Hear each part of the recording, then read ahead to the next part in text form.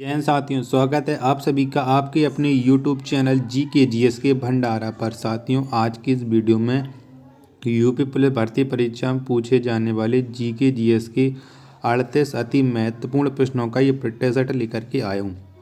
साथियों, मैं आपको जीके जीएस के वही प्रश्न करा रहा हूँ जो पिछली विभिन्न प्रतियोगी परीक्षा में पूछे गए हैं और आने वाले समय में ये सारे प्रश्न आपकी भर्ती परीक्षा यूपी पुलिस जो आप जानते कि आपका एग्जाम है वो 18 फरवरी 2024 को होना है। तो इसमें ये सारे प्रश्न आपको हमारे इन्हीं क्लासों से देखने को मिलने वाले हैं। तो साथियों, आज के प्रैक्टिस सेट को शुरू से लेकर के एंड तक पूरा करिएगा और प्रैक्टिस सेट को पूरा करने के बाद आपको अपना स्कोर है ईमानदारी के साथ कमेंट बॉक्स में शेयर करना है और बताना है कि आपने जीके जीएस के 38 अति महत्वपूर्ण प्रश्नों के प्रैक्टिस सेट में से कितने प्रश्न हैं जो सही किए और ये प्रैक्टिस सेट आपको कैसा लगा। प्रैक्टिस सेट पसंद आए तो वीडियो को लाइक और चैनल को सब्सक्राइब करना ना भूलें और इस प्रैक्टिस सेट को अपने सभी दोस्तों के पास ज़रूर शेयर कर देना। तो फिर चलिए शुरू करते हैं। पहला प्रश्न है आपके सामने, किस युद्ध को जीतने के पश्चात शेर शाह ने दिल्ली में अफगान सत्ता की स्थापना की थी? तो कौन से युद्ध को जीतने के बाद की थी ये आपको बताना है। प्रश्न संख्या 1 का राइट आंसर क्या हो जाएगा? तो चौसा का युद्ध। कौन? चौसा के युद्ध के बाद की थी। तो एक का जो राइट आंसर होगा वो ऑप्शन संख्या ए इस का राइट आंसर हो जाएगा। चलिएगा, प्रश्न संख्या 2 है अब आपके सामने कि सार्क मानव संसाधन विकास केंद्र कहाँ स्थित है? तो कहाँ पर स्थित है ये आपको बताना है। प्रश्न संख्या 2 का राइट आंसर क्या हो जाएगा? तो जो सार्क मानव संसाधन विकास केंद्र है ये इस्लामाबाद में स्थित है। कहाँ पर है? इस्लामाबाद में है। तो 2 का राइट आंसर हो जाएगा ऑप्शन संख्या बी। और आप जानते हैं कि जो इस्लामाबाद है ये पाकिस्तान में है। चलिएगा, प्रश्न संख्या 3 है आपके सामने कि राज्य स्तर पर वैट किस कर के स्थान पर लागू है? तो ये कौन से कर के स्थान पर लागू है वैट, ये आपको बताना है। प्रश्न संख्या 3 का राइट आंसर क्या हो जाएगा? तो राज्य स्तर पर जो वैट कर है ये बिक्री कर के स्थान पर लागू है। तो 3 का जो आंसर होगा वो ऑप्शन संख्या सी इस का राइट आंसर हो जाएगा। चलिएगा, अगला प्रश्न है प्रश्न संख्या 4 है आपके सामने कि सफलतापूर्वक वैट को सर्वप्रथम लागू करने वाला देश कौन है? तो कौन सा देश है जिन्हें सफलतापूर्वक वैट कर को लागू किया है? तो वो देश है फ्रांस। कौन है? फ्रांस है। तो 4 का जो राइट आंसर होगा वो ऑप्शन संख्या डी इस का राइट आंसर हो जाएगा। चलिएगा, अगला प्रश्न है आपके सामने प्रश्न संख्या 5 है कि ज्वाला गट्टा किस खेल के प्रसिद्ध खिलाड़ी हैं? तो ये कौन से खेल के खिलाड़ी हैं ज्वाला गट्टा है ये आपको बताना है। तो बताइएगा प्रश्न संख्या 5 का राइट आंसर क्या हो जाएगा? तो जो ज्वाला गट्टा हैं ये बैडमिंटन के प्रसिद्ध खिलाड़ी हैं। किसके हैं? बैडमिंटन के हैं। तो 5 का जो राइट आंसर होगा वो ऑप्शन संख्या बी इस का राइट आंसर हो जाएगा।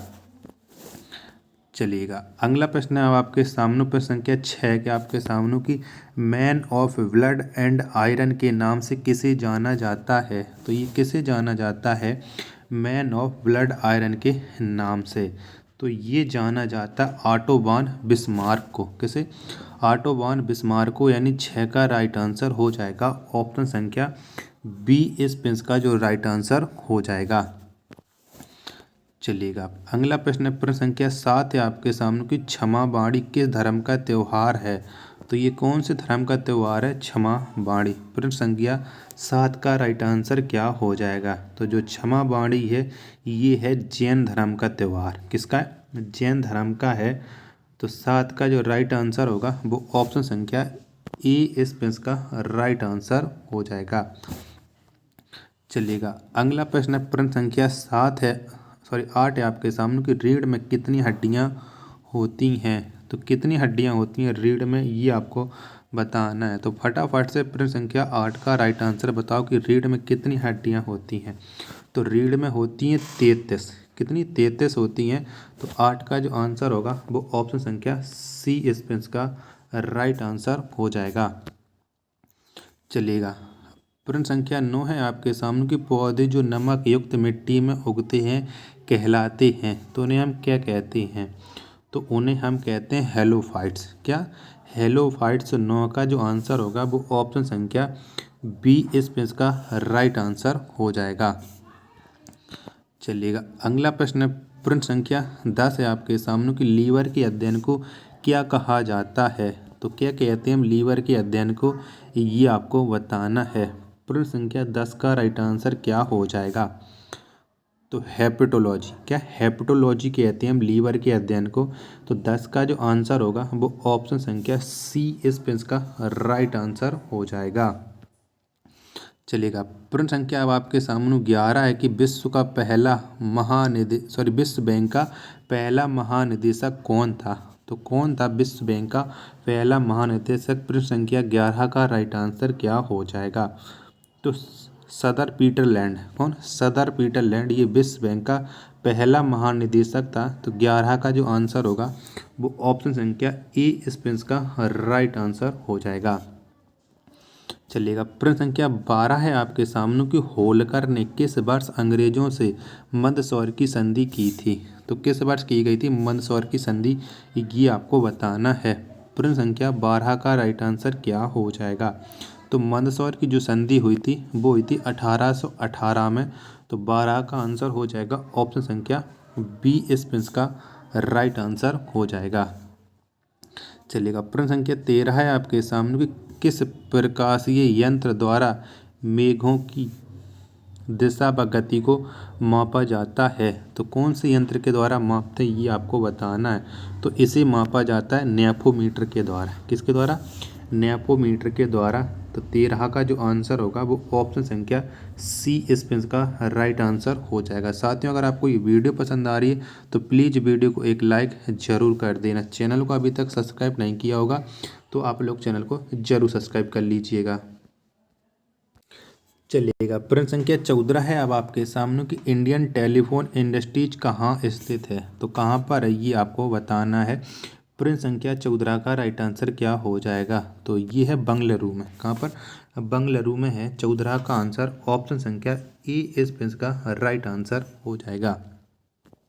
चलिए अगला प्रश्न, प्रश्न संख्या 15 है आपके सामने कि राष्ट्रीय मानवाधिकार आयोग का गठन किस वर्ष किया गया था। तो कब किया गया था राष्ट्रीय मानवाधिकार आयोग का गठन? तो इसका जो गठन हुआ था वो 1993 में हुआ था। तो 15 का जो आंसर होगा वो ऑप्शन संख्या बी इस पे इसका राइट आंसर हो जाएगा।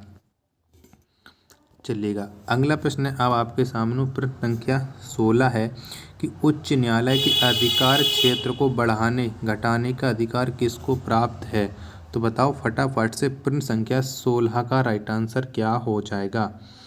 तो उच्च न्यायालय के अधिकार क्षेत्र को बढ़ाने घटाने का जो अधिकार है वो संसद को है। तो 16 का राइट आंसर हो जाएगा ऑप्शन संख्या डी इस पे इसका राइट आंसर हो जाएगा।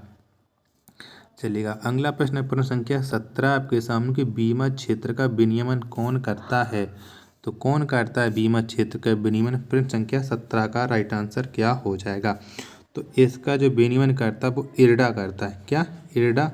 17 का राइट आंसर हो जाएगा ऑप्शन संख्या सी इस पे इसका राइट आंसर हो जाएगा। चलिएगा अगला प्रश्न है प्रश्न संख्या 18 है आपके सामने कि श्वेत कोयला किसे कहा जाता है। तो किसे कहते हैं हम श्वेत कोयला, ये आपको बताना है। प्रश्न संख्या 18 का राइट आंसर क्या हो जाएगा? तो जल विद्युत को हम श्वेत कोयला कहते हैं। 18 का आंसर ऑप्शन संख्या सी इस पे इसका राइट आंसर हो जाएगा। चलिएगा अगला प्रश्न है अब आपके सामने प्रश्न संख्या 19 है कि दिल्ली हाईकोर्ट की पहली महिला मुख्य न्यायाधीश कौन बनी। तो कौन बनी थी ये आपको बताना है। तो दिल्ली हाई कोर्ट की जो पहली महिला मुख्य न्यायाधीश बनी थी वो गोरिल्ला रोहिणी बनी थी। कौन? गोरिल्ला रोहिणी। 19 का आंसर हो जाएगा ऑप्शन संख्या सी इस पे इसका राइट आंसर हो जाएगा। चलिएगा प्रश्न संख्या अब आपके सामने 20 है कि कथा सरित सागर पुस्तक के रचयिता कौन है। तो बताओ कौन है इसके रचयिता कथा सरित सागर के। तो इसके जो रचयिता हैं वो हैं सोमदेव। कौन? सोमदेव हैं। 20 का आंसर हो जाएगा ऑप्शन संख्या डी इस पे इसका राइट आंसर हो जाएगा। चलिएगा प्रश्न संख्या 21 है आपके सामने कि पर्यावरण के अध्ययन को क्या कहा जाता है। तो क्या कहते हैं हम पर्यावरण के अध्ययन को, ये आपको बताना है। तो इकोलॉजी, क्या इकोलॉजी कहा जाता है पर्यावरण के अध्ययन को। 21 का आंसर ऑप्शन संख्या सी इस प्रश्न का राइट आंसर हो जाएगा। चलिएगा, प्रश्न संख्या 22 है आपके सामने कि पैन नंबर देने की संस्तुति किस समिति ने की थी। तो कौन सी समिति ने की थी, ये आपको बताना है। बताओ फटाफट से, प्रश्न संख्या 22 का राइट आंसर क्या हो जाएगा। चलिएगा, चारों ऑप्शन दिखाई दे रहे हैं आपको। तो पैन नंबर देने की जो संस्तुति की थी वो की थी महावीर त्यागी समिति ने, यानी 22 का राइट आंसर हो जाएगा ऑप्शन संख्या डी इस प्रश्न का राइट आंसर हो जाएगा। चलिएगा, प्रश्न संख्या 23 है आपके सामने कि आसियान दिवस किस तिथि को मनाया जाता है। तो कब मनाया जाता है आसियान दिवस, ये आपको बताना है। तो जो आसियान दिवस है ये 8 अगस्त को, कब, प्रतिवर्ष 8 अगस्त को मनाया जाता है। तो 23 का जो आंसर होगा वो ऑप्शन संख्या बी इस प्रश्न का राइट आंसर हो जाएगा। चलिएगा, अगला प्रश्न है आपके सामने 24 है कि ओजोन का रासायनिक सूत्र क्या है। तो बताओ फटाफट से, ओजोन का रासायनिक सूत्र क्या हो जाएगा। तो ओजोन का जो रासायनिक सूत्र होता है वो O3 होता है। क्या, O3। तो 24 का जो राइट आंसर होगा वो ऑप्शन संख्या बी इस प्रश्न का राइट आंसर हो जाएगा। चलिए, अगला प्रश्न है आपके सामने, प्रश्न संख्या 25 है आपके सामने कि सल्तनत काल में सदका क्या था।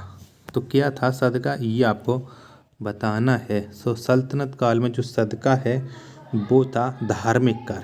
क्या, ये एक धार्मिक कर था। तो 25 का जो राइट आंसर होगा वो ऑप्शन संख्या ए इस प्रश्न का राइट आंसर हो जाएगा। चलिएगा, प्रश्न संख्या 26 है आपके सामने कि सन्यासी विद्रोह कहाँ हुआ था। तो कहाँ पर हुआ था सन्यासी विद्रोह, बताइएगा। प्रश्न संख्या 26 का राइट आंसर क्या हो जाएगा।